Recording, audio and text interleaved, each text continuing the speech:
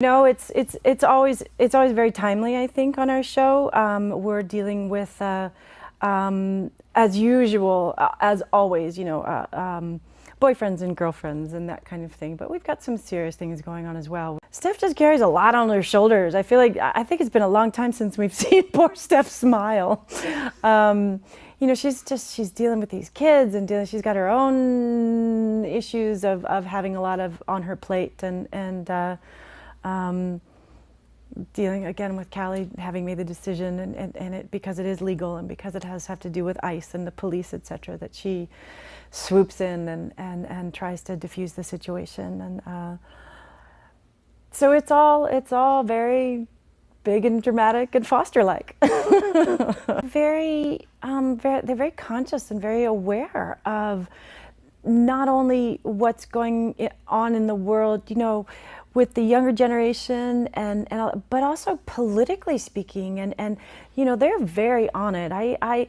It's not as if they're social media obsessed, but they are smart about social media and seeing what is going on and who's talking about what and what.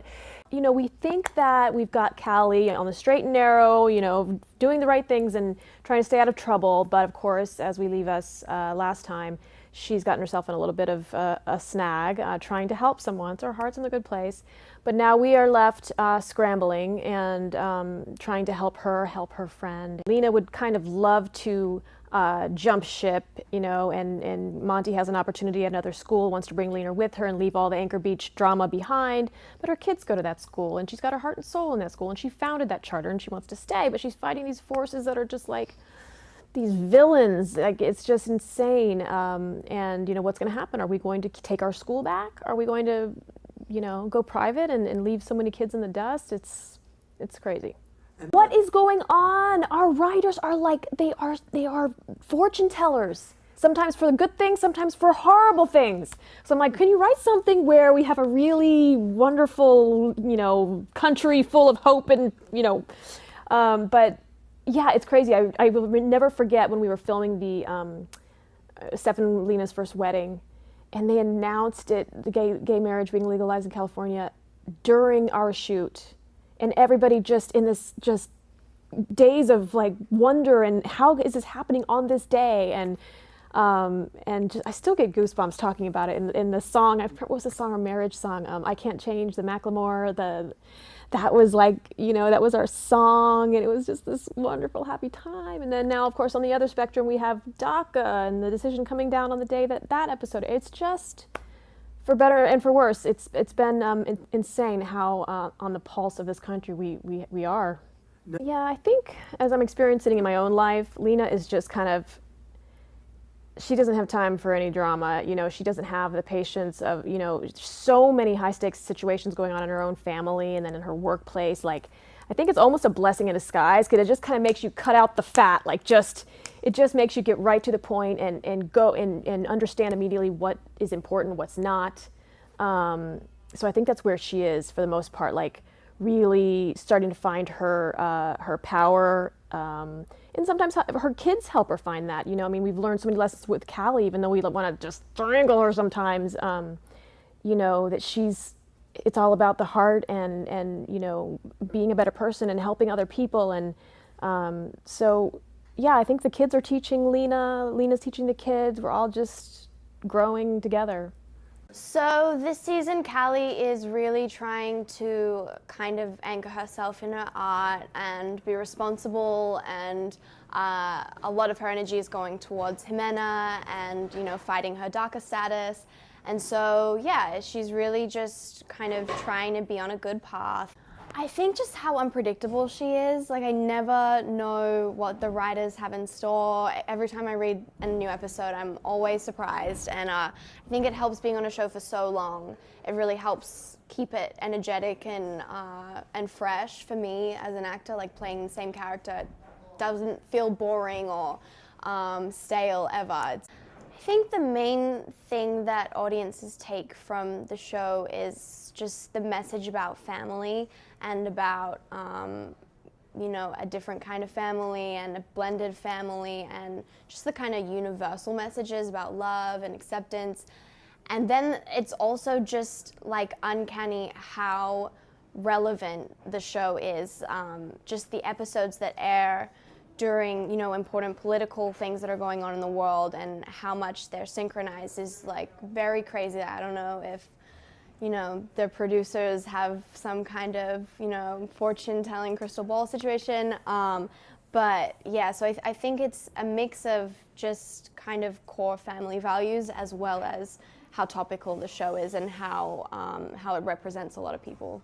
Well, Brandon, we're going to find him invested in yet another relationship, but this one I think is very meaningful to Brandon and also pretty melancholy in a way and quite serious with Grace and what she's dealing with cancer. And I think this is yet another time for Brandon to have to step up, take care of somebody. And along the way, I think he learns a lot, like he usually does. The beginning of Grace and Brandon has been really light and fun, and almost like we've been joking, kind of saying it's our little rom-com that we're going through together. And I think now we're kind of dipping into more of a serious tone, because cancer, she kind of goes back into, I think, remission basically. So she has almost like a relapse kind of thing with the leukemia. So now Brandon's really having to be there to support her and her mother, actually. So it's getting serious for Brandon. One thing that our show does very well, that the writers have done very well, is echo what is going on, and also telling stories that have not been told enough.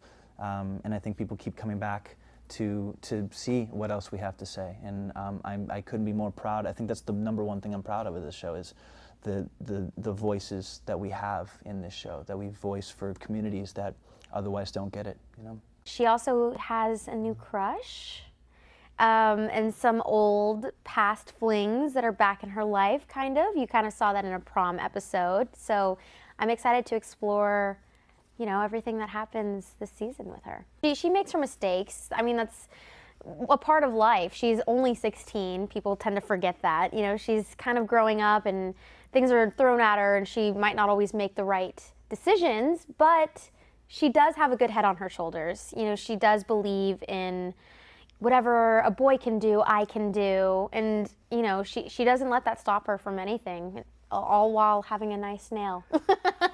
She loves her some glittery nail polish. So I admire her. She always talks about how you can be both pretty and smart. And I think to see that on TV is awesome. Every time I get a script, it's so relevant. It needs to be talked about. That's what I think this show is. And I think the world needs this show now more than ever. It really just, you know, pushes boundaries. It talks about things that are uncomfortable maybe, but need to be talked about. And I think everyone can relate to it in a certain way. He proposed to Emma, and she was like, I can't marry you if you're going to throw your education. And so I think he's decided to go back to school.